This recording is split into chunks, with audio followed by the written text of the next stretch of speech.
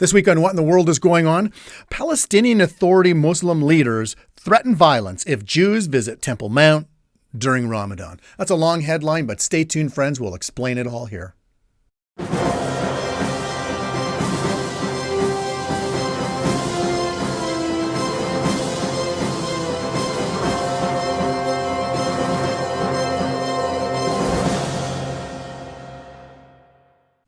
We at the Friends of Israel Gospel Ministry reported that on March 25th, informing you that Arab leaders, including the Mufti of Jerusalem, have warned that Jewish visitors to the Temple Mount during the month-long Muslim holiday of Ramadan should expect a violent response at the site and possible consequences for Israel's security. We further went on to report to you that Palestinian and Muslim leaders have long held that Jews visiting or praying at the compound, which is the holiest site in Judaism and Islam's third holiest, is inherently provocative and could trigger uncontrollable violence. Sheikh Mohammed Hussein, the Mufti of Jerusalem, also warned of dire consequences on Wednesday the 23rd should Jewish visitors continue to be present at the Muslim holy site. You know, friends, as we look at this rhetoric and the audacity really of the Palestinian and Muslim leaders to basically try to ban the Jewish people from worshiping on the holiest site in Jerusalem, their holiest site.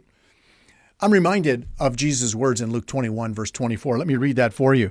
Jesus says, "And they will fall by the edge of the sword." This is speaking of the Jewish people and what would happen to them in 70 AD.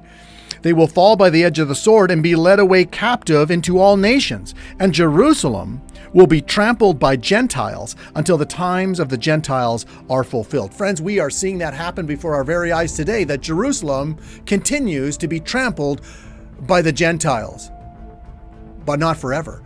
Because Jesus also said that there would be an end to it, and it would be when the times of the Gentiles are complete, are over. And when will that happen? It will happen when Israel's Messiah, Jesus, returns at his second coming. And if you want to know what time it is on God's prophetic clock, friends, just remember that Israel is the hour hand, Jerusalem is the minute hand, and the Temple Mount is the second hand. And what do I mean by that? Well, on May 14th, 1948, Israel once again became a nation after its people were scattered for some 2,000 years.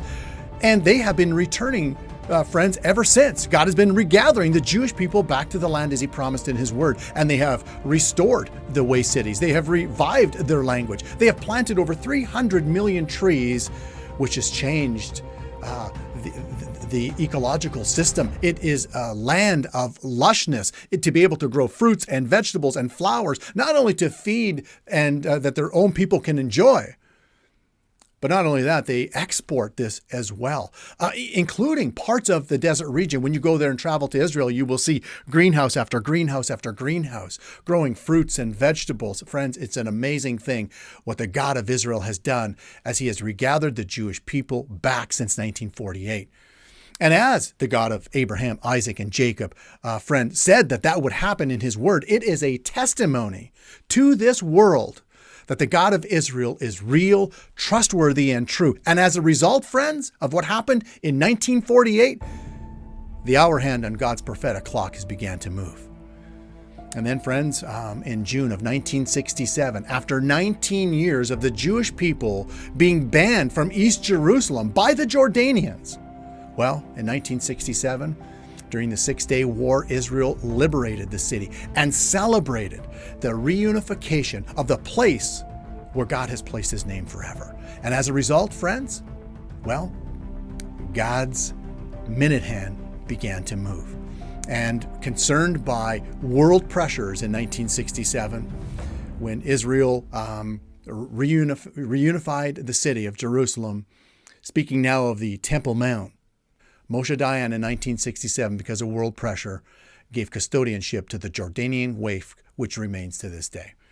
And friends, if God's second hand isn't ticking yet, it sure will be as Daniel 9:27 comes into play, with a yet future world leader rising to the scene with a 7-year peace treaty in his hand that the house of Israel will sign, which I believe, friends, and many Bible scholars believe, will give Israel the needed permission to build their third temple, which, by the way, will be built on the most explosive piece of property in the world. And when that happens, friends, there will be very little time for the inhabitants of this world to get right with God before Messiah's kingdom comes. And Satan knows that, as I've said many times before on this newscast. And therefore, friends, he has an X marked on the Jewish people's back to try to wound, lame, and really ultimately try to destroy them and to wreak havoc with Israel and to try to discredit the land that God gave to them as an everlasting possession,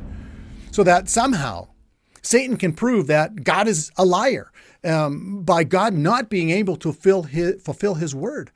You see, and Satan tries as though he thinks he can win, because think about it, if there is no Jewish people, there is no Israel, or there is no Jerusalem, or there is no Temple Mount, well, then judgment for Satan is over, right?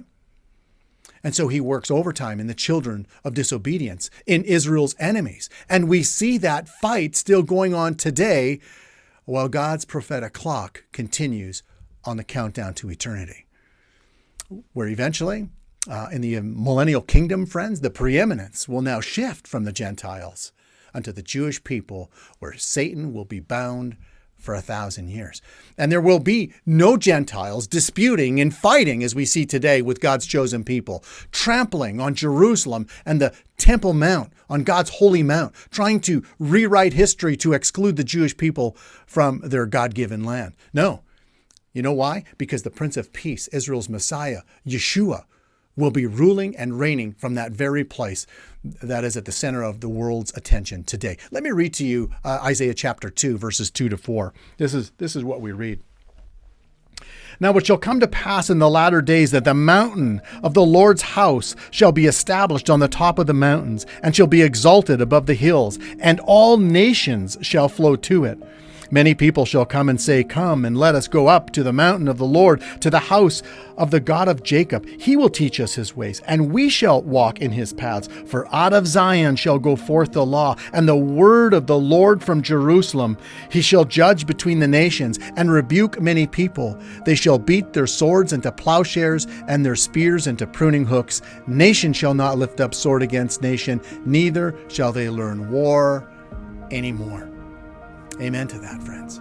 Amen to that. I don't know about you, but I long for that day.